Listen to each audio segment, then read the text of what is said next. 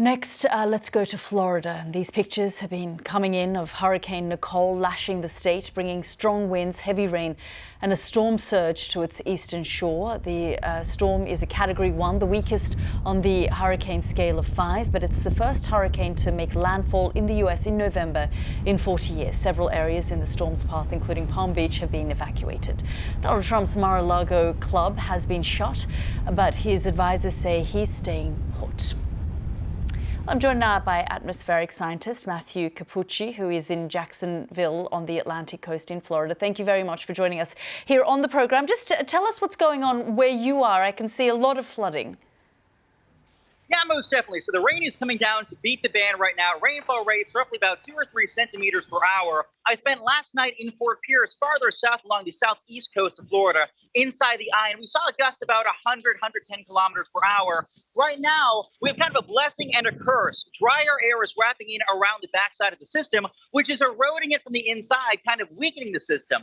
That's good news because the maximum winds are coming down a little bit. But it's bad news because that dry air is picking up a band of thunderstorms, which, thanks to the cyclone's rotation, those storms are beginning to rotate themselves. Here in Jacksonville, the concern shifts away from very heavy rainfall, flooding, wind, stuff like that, to more tornado risk. We've already seen some tornado warnings off to my south. So again, the surge risk was about a meter and a half a few locales. That's coming down right now. The winds are coming down. Tornado risk is going up right now.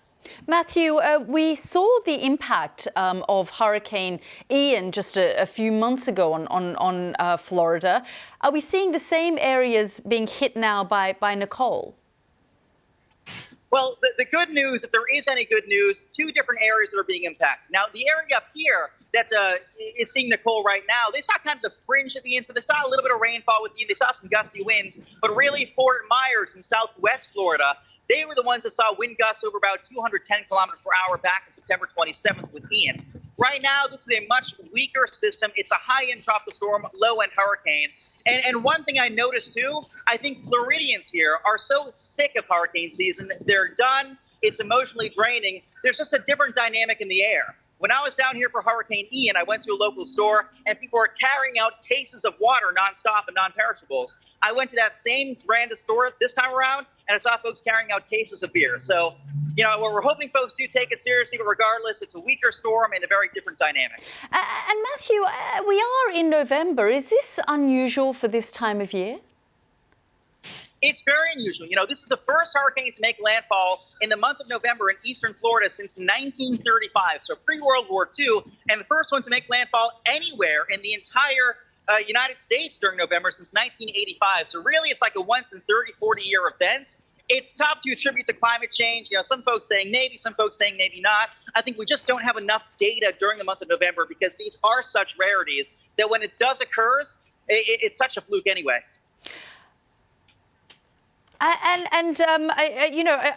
People like President Trump are saying they're not going anywhere. They're staying put. Is that what you're hearing from people there in Jacksonville?